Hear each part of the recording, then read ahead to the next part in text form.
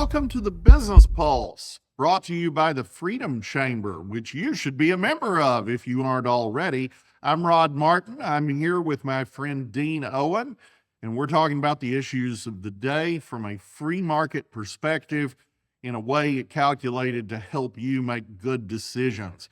We're going to start, Dean. Tell us about the economy and where things stand right now with the war and inflation and everything else. Well, as we've talked before about the BLS should just be renamed the BS because their numbers are so bogus. Truflation has seen about a 0.75%, 0.75% increase in inflation. That's coming from oil. And, and the thing about inflation is that it's not the same across the board. Oil inflation can bounce up and down like a ping pong ball. Food inflation, let's say you got to kill off all your chickens because of bird flu and your egg prices go up and it takes about a year to get back on the market. Whereas real estate, once it goes up, it does not come down. So the inflation that we're getting is very, very transitory. Especially once the strait gets opened up and we're seeing the Gulf states start to cooperate, Europe start to cooperate, Japan start to cooperate. We're seeing a lot of movement there. All these countries have taken and made a political bet that America's going to win. They were not going to get in this war until they decided that America's going to win. So that tells you what the world is thinking. And so now they're committing assets. And, right, as you've talked about on many times, what we're seeing is Trump is reworking the global order and how the world works. This is probably what he's doing is probably bigger than what Ronald Reagan did. And I absolutely love what Ronald Reagan did. But this is probably even bigger with the way restructuring the entire world. But to get there, we're going to have to go through a little bit of inflation. So gas may be $1 a gallon more than it was 6 months ago, but it'll go down just as fast as it came up. And it looks like another 3-4 weeks maybe, and that'll be it. Well, gas is still cheaper than I was paying for it under Biden. So, all the complaints are just absolutely reflective of an attention span the same as a fruit fly. It's ridiculous. Even in an actual crisis where 20% of the world's oil is being prevented from being exported, we're still not anywhere near as bad a shape as we were when the Democrats were in charge. So, at the time, they were quite certain that oil prices had nothing to do with actions of the president. Now, of course, it's all Trump's fault, but that's pretty standard. We expect that from CNN. Now, the thing is, you're talking about Reagan here, and I want to stress this really is very Reagan-esque in its essence. In the 80s, Reagan, of course, won the Cold War, without which we might be speaking Russian or in a camp or something. So we certainly don't want to take away from him. But what he did was he restructured the global order in a much more pro-American, positive way. So you had a good solid decade when he came into office of America shirking its responsibilities around the world. We let 26 countries fall to either communism or the Ayatollah in the span of just a handful of years. And America's on the ropes absolutely everywhere, from the Soviet army invading Afghanistan and threatening the Gulf to the Iranians taking our hostages for 444 days, and also flipping a key U.S. ally out of U.S. orbit. So Reagan comes in, and Reagan just changes the whole picture. First, by being strong, by actually giving us the defense budget we needed, actually putting pride in America again. So recruiting goes up. All the things he did to build up U.S. forces to deter aggression. He didn't start any Vietnam wars, or for that matter, Iraq and Gulf wars. He absolutely used military force, but only in short uses of power designed to bring about a decisive impact. And, we saw that in Grenada. We saw that in Libya. We saw that elsewhere. We also saw him helping people on the ground in various regions that pushed back against the enemy. We didn't invade Nicaragua. We didn't invade El Salvador. We didn't invade Angola, but we helped people on the ground who could actually make a difference and tie down Soviet forces. Enter Donald Trump. You know, the 80s were formative years for him, as they were for many of us. Donald Trump is doing the exact same thing. Anybody who expects 250,000 troops on the ground in Iran is just smoking crack. This is not going to happen. Might 5,000 Marines take a couple islands in the Gulf? Sure. I hope they do. That would be very positive, but it's not the kind of invasion we've been used to. It is the thing that actually just slashes the jugular of the Iranian regime. And the remaking of this order has a purpose. And it's not Iran, though Iran is important. It's not Venezuela, though Venezuela is important. It's not Greenland and Cuba, though they are important. It's China.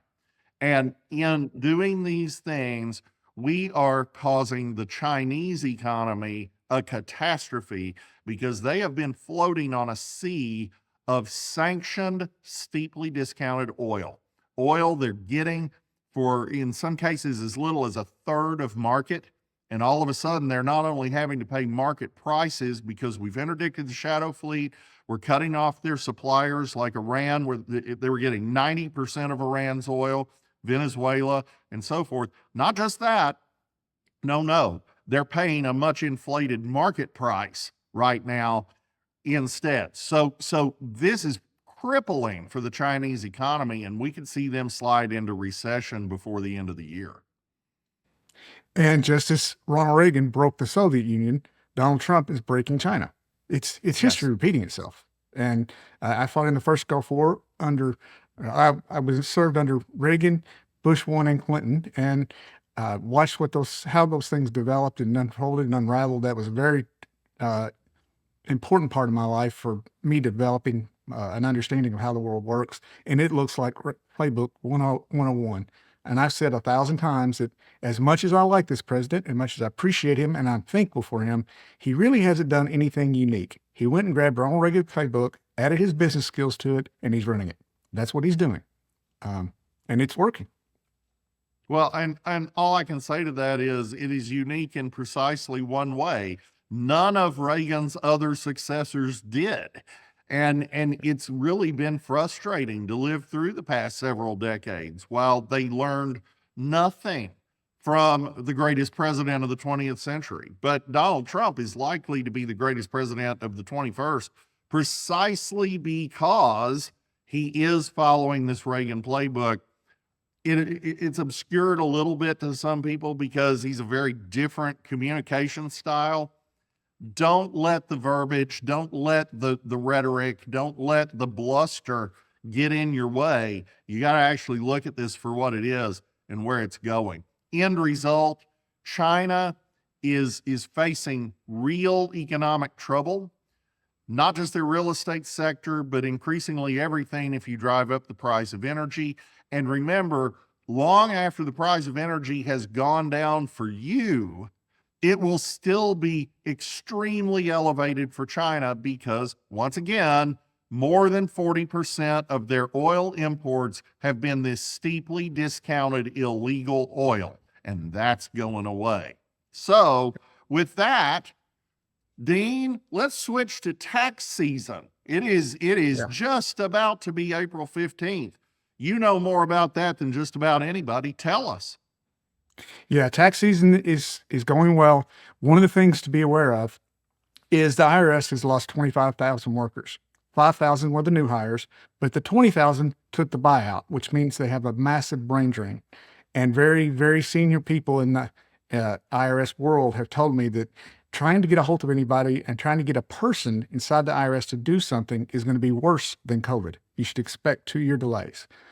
So if you owe money on anything and have to pay in, make sure you're doing that via electronic means. That's still safe, it's still secure, and you don't end up with your check stuck in a semi-trailer waiting to be opened for 6 months, which is likely going to happen.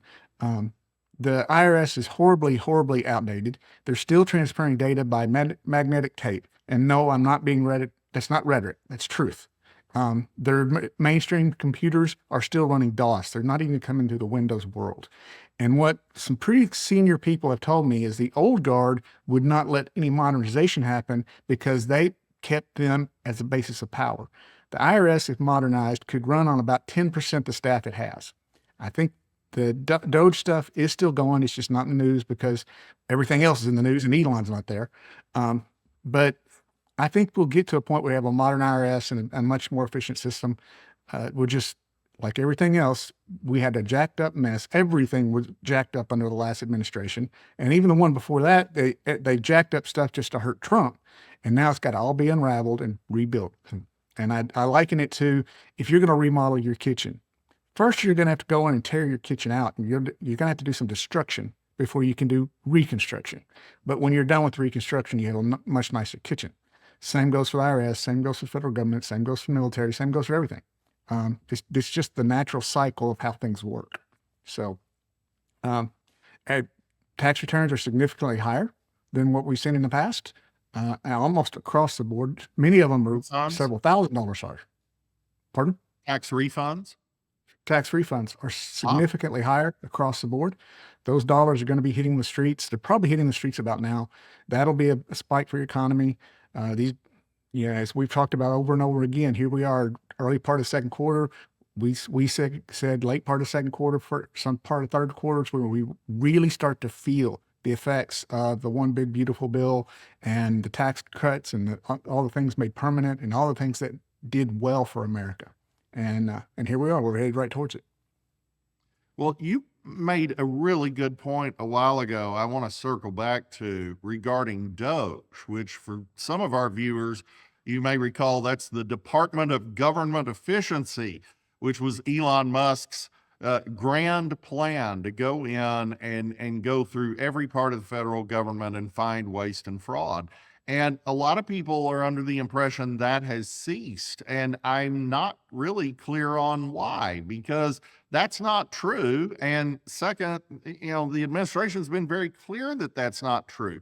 What you have is a very, very competent leader of an agency in the person of Russ Vought, who is the director of the Office of Management and Budget, leading the Doge effort instead of the very flamboyant media grabbing Elon Musk. Elon is a phenomenon. He deserves every bit of attention he gets, but Russ isn't going to play it that way. So you don't hear about Doge all day, every day, but they have developed some incredible tools, including an AI tool that is parsing through government regulations to find redundancies and things that should be shut down. It's really quite extraordinary to watch. And so far, this president, in just his first year, promised you 10 regulations repealed for every one new one. Guess what? He actually produced 139 regulations repealed for every one new one. It's absolutely unprecedented in American history. There's nothing even close to comparing to it.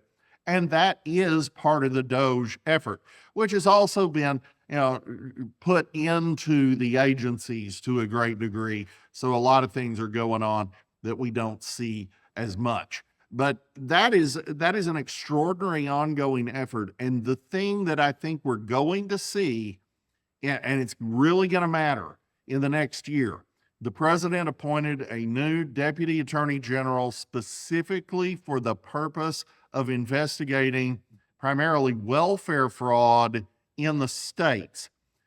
I think we're going to find that Minnesota is the tip of the iceberg. $9 billion going to the luring centers, that's nothing. That's peanuts compared to what you're going to see in California, Illinois, New York, Massachusetts, and other blue states where they have just absolutely run rampant. The purpose of these programs is turning out to be the skim off the top, and that we know who that's going to. We saw it in the opening days of the administration when Trump's team took over the Environmental Protection Agency, and it had just given a $2 billion grant to failed Democrat candidate for governor of Georgia, Stacey Abrams. A $2 billion grant from the EPA to Stacey Abrams? Are you kidding? Why not just write a check to Hillary Clinton while you're at it? It's absurd. And that money has been saved. We've already seen a tremendous amount of money saved. We're going to see a lot more. And the more you crack down on this, the more you reduce the power of the Democratic Party, which has been floating on a sea of fraudulent money in multiple dimensions. And second, the more you're going to see the deficit go away. If we can close the gap on waste and fraud on one side, new tax revenues as a result of the tax cuts on the other, you're going to get to a point where we're actually paying down the debt. Don't you think so, Dean? Oh, absolutely. And, you know, President Trump and Elon Musk are both businessmen to a significant extent. Elon Musk is the closest thing we're ever going to see to a lot of Batman. But what does business Or owners do? Iron I know Man, what maybe. I know what I do. I go in and I look at a system that needs my attention. I build out a system. I hire people to manage that system, and I go on to another system. That's what I do, and that's what's happened with Doge. But the news media figured out that was pretty popular, and people liked it, so they quit talking about it because it was making Trump's numbers go up, and that's the politics of it. But yeah, let's pivot a little bit. We had a pretty big Supreme Court hearing, and I'd like to get your thoughts on it. This is in your lane more than mine, but the debate over voting day, not voting month. Yeah, So this is really a crucial issue, and we have to understand what's at stake when we're voting over weeks and weeks and weeks of time. What that does is it makes it virtually impossible to police who's actually voting more than once. And you say, well, that never happens. Well, no, that absolutely does happen. And the more data we get, the clearer that is. We're also told that illegal aliens never vote. Well, Rasmussen did a poll here a year and a half ago, in which they asked illegal aliens, did you vote in the last election? And 6 to 7% of them said, yes, they did. So we don't actually have to have some liberal think tank tell us what to think about voter fraud. The fraudulent voters have told us what they're doing. So we absolutely have to deal with this. The only way you can really have a free and fair election, let's just be honest. I'm a tech guy. I was one of the early guys at PayPal. We invest in technology at Martin Capital. And I'm telling you, there is not a voting machine that can't be hacked. That just doesn't exist. And in fact, if you go back about a decade, you'll recall that YouTube was full of videos of young children hacking voting machines in a matter of minutes. And the Democrats were all about that at a time when they wanted you to believe that Donald Trump was stealing elections. And then, of course, they stole 2020 in the biggest way ever. So now they're against any kind of voter ID. Now they're against any kind of controls on any of this at all. And the truth is, having a single day of voting means that you can ink people's thumbs when they leave the building. That means you know they voted, and they can't do it anywhere again.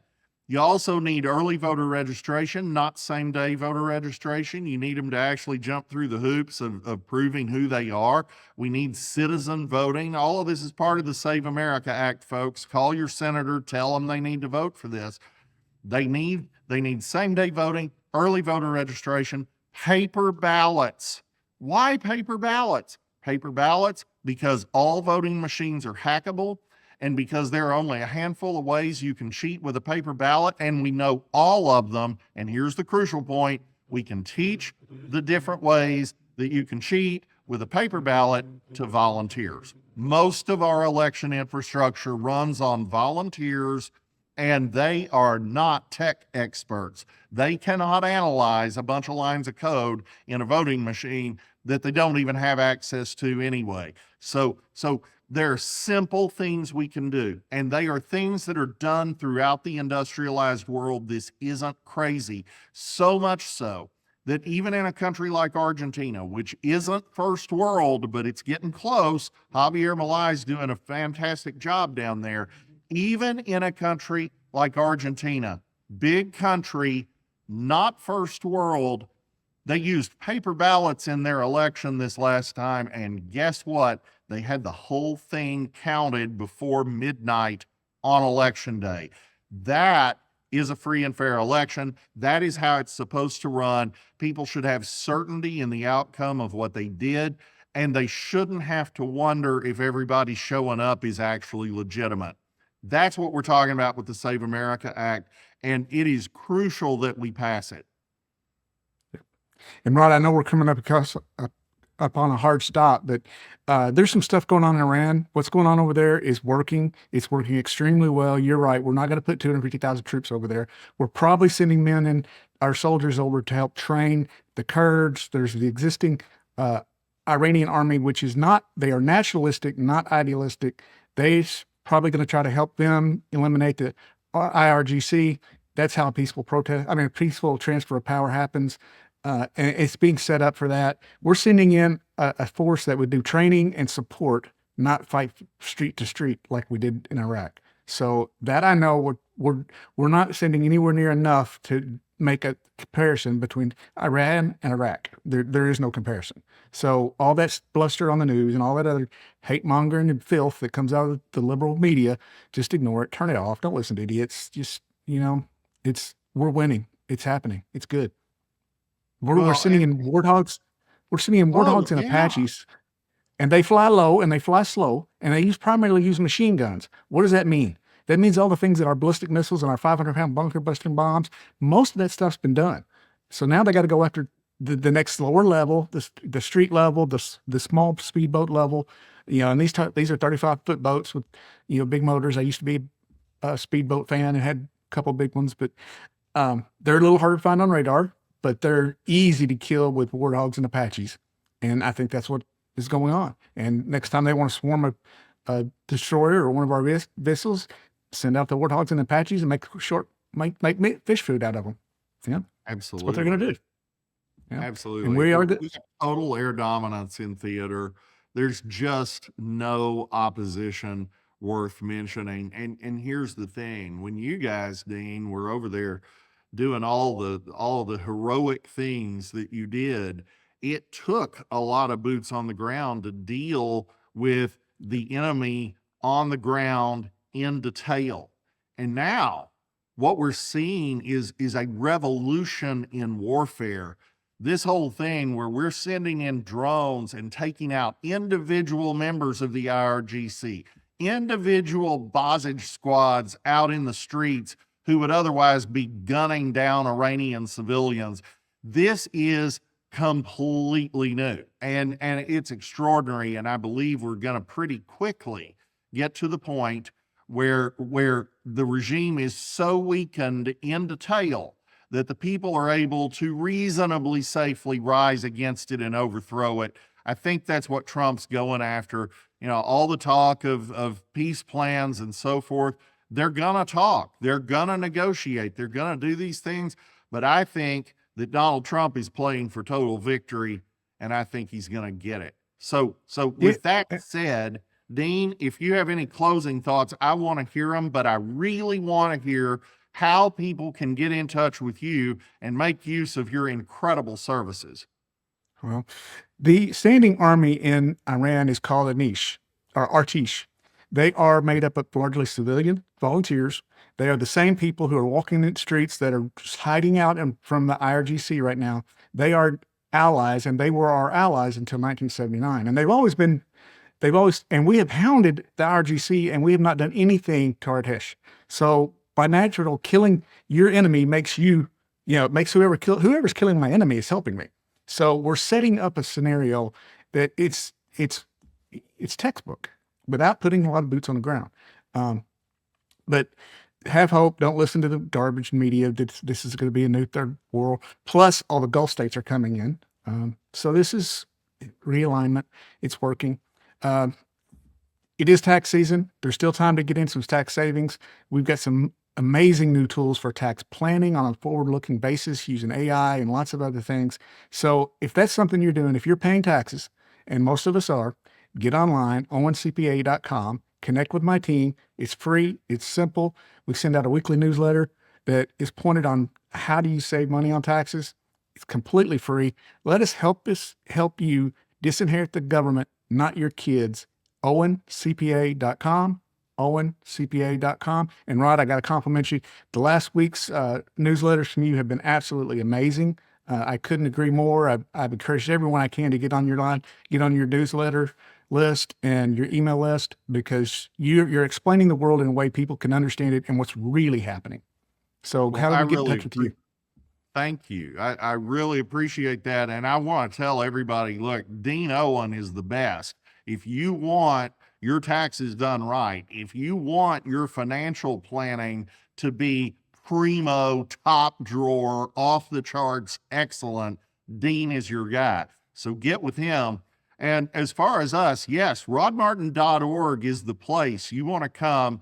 We have been covering a lot of interesting things lately. We do daily geopolitical analysis. Fox Business calls absolutely phenomenal. And in the last week, I don't even know how many different things we've covered, but we've covered Trump's new alliance architecture. We have covered why the Trump administration isn't in just some incredible hurry to open the Strait of Hormuz, and how that plays with maritime insurance based in the city of London that he's bringing to these shores.